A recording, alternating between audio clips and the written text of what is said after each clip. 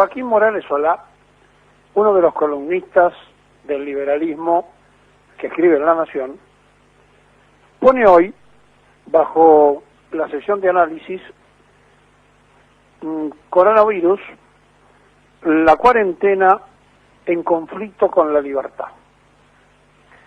Y entonces hace un análisis y en la bajada del título, es decir, lo que va debajo del título, agrega otra observación acerca de una pregunta que el periodista se hace y dice: ¿y por qué estamos en este conflicto? Y entonces lo plantea con una pregunta que le sigue en la bajada: ¿por qué negarlo? También el problema es con la economía. O sea, estamos ante la presencia de un pensamiento liberal que es respetable para aquellos que piensan así, pero que no se ajusta a la realidad de un mundo donde el estrago que produce una pandemia inmanejable ha hecho, por ejemplo, que en Europa los grandes países que levantan banderas liberales hayan estatizado las empresas esenciales para el país y estén en vía de estatizar más, o que el quiebre de las empresas privadas, es decir, de la libre empresa, haya hecho que en todas partes el Estado concurriera a socorrerlas. Si no, Estados Unidos, Trump mandó a hacer $3 trillones a la Reserva Federal para el auxilio. Coronavirus, la cuarentena está en conflicto con la libertad y debajo, ¿por qué negarlo? El problema, se pregunta, y además hay otro conflicto entre la cuarentena y la economía. Bueno, ahí se esconde en la bajada del título el tema central de aquellos que creen que la única forma es generar dinero, porque generando dinero todo va a ser normal. Bueno, miren, los que ensayaron esto, Inglaterra, Brasil, Estados Unidos, tienen una enorme cantidad de muertos y además crisis económica. Por lo tanto, tampoco dio resultado.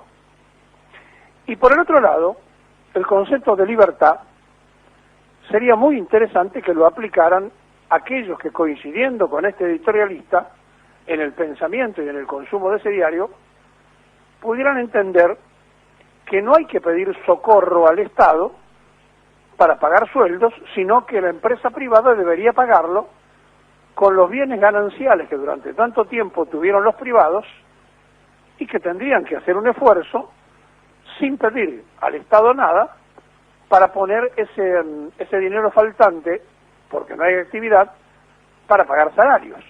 Claro que esto no ocurre. ¿Y saben por qué no ocurre? Porque supuestamente la culpa es del Estado, de este Estado, del nuestro o de cualquier otro, que establece las normas de prevenir la vida primero antes que el interés económico. Cuando hablo del Estado, el Estado somos todos. Y el gobierno es nada más que la transitoria administración del Estado. Por lo tanto, le tocó al gobierno de Fernández, y menos mal, porque si le hubiera tocado al gobierno de Macri, otro sería el cantar. Y entonces nos ha dado tiempo esta cuarentena de prepararnos para lo que va a venir ahora, que es lo peor. Porque el concepto durante 4 años de destrozar y no atender la salud pública, se le agregó que además para el PRO y para lo que defendía la nación, el gobierno de Macri, ese mismo gobierno consideró que salud no podía ser ministerio, no tenía importancia y era una secretaría, y que trabajo no debía ser ministerio, tenía que ser una secretaría. Es decir, en defensa de los trabajadores, una secretaría, no un ministerio. Ahora, si hay que explotar a los trabajadores que salgan a trabajar aunque se pierdan la vida, ahí primero sí los derechos de los empresarios. Pero cuando los empresarios no están en situación de socorrer a la empresa, entonces que venga el Estado. O sea, usted y yo, el Estado somos todos. Miren, con este tema de la sociocracia, del privatismo, tuvimos 4 años funestos, a los que se agrega ahora, como novedad y frutilla del postre, la denuncia que se hizo del punto de vista del espionaje hecho a correos electrónicos de personajes oficialistas radicales del gobierno de Cambiemos por parte de los integrantes de la Secretaría de Inteligencia por orden y responsabilidad directa del presidente Macri, que es el responsable, siempre el presidente, es el responsable máximo de que se aplique la ley que hace a la inteligencia nacional. Hay una ley.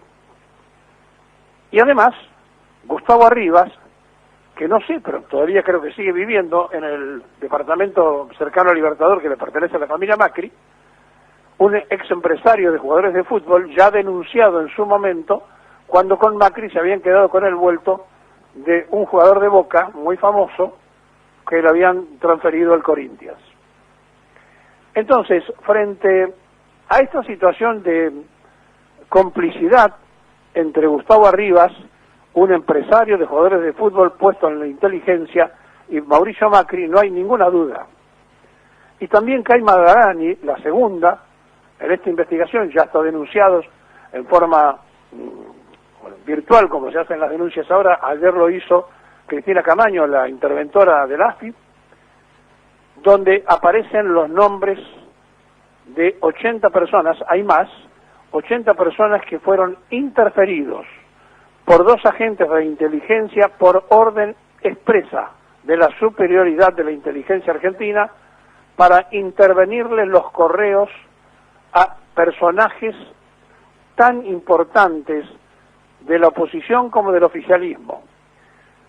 ¿Y qué va a decir Luis Majul, que era uno de los espiados? ¿Y para qué lo espiaban a Majul? Para ver si cumplía con el compromiso que cierto sector de la inteligencia le estaba brindando a través de la quien ahora es diputada de Cambiemos, asidua, concurrente y columnista a hacer denuncias del gobierno pasado, me refiero no al de Macri, sino al de Cristina. ¿Para qué lo espiaban a Majul? ¿Cuál es la idea de que alguien que defendía, y sigue haciéndolo ahora porque está en La Nación Más, o fue a parar al lugar exacto de coincidencia, cuál es la idea de espiar al propio? Bueno, porque no le creían a los propios, no les creían ni siquiera a los que estaban operando para ellos.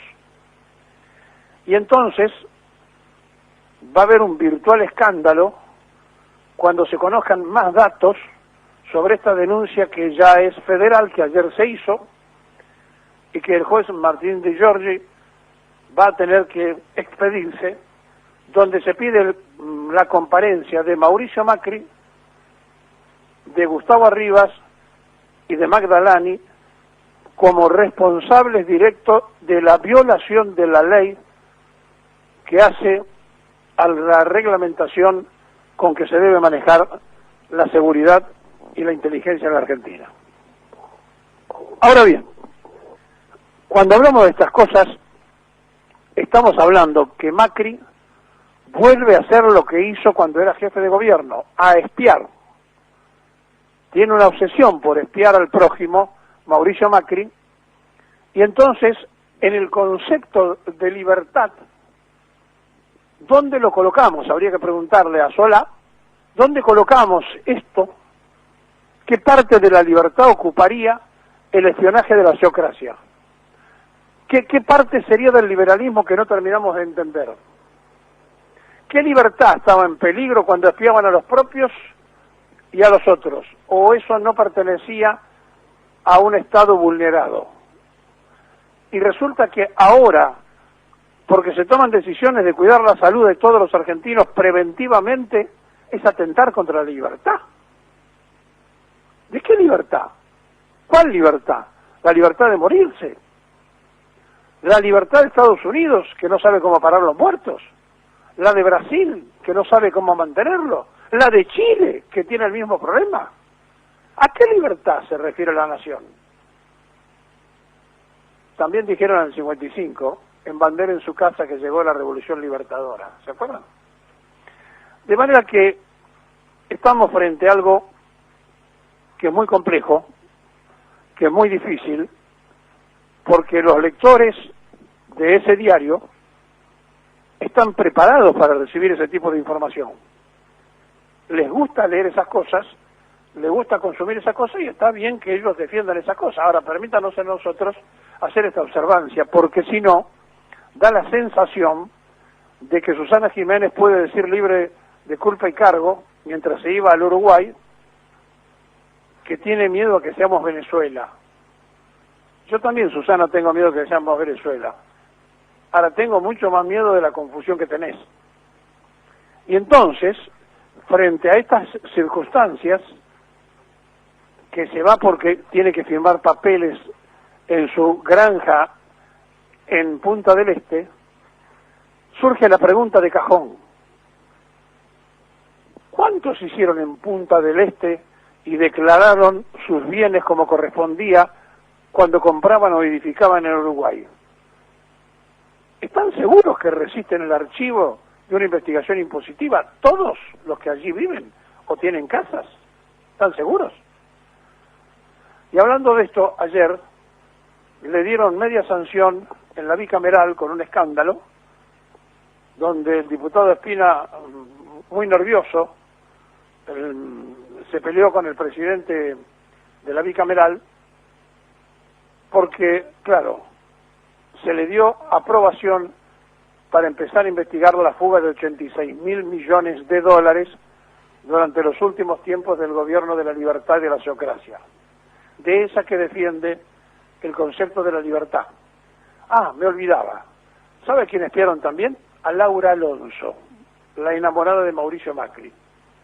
Miren, es de tal magnitud esto que recién comienza, que vamos a ver desfilar a Mauricio Macri más de una vez por los tribunales.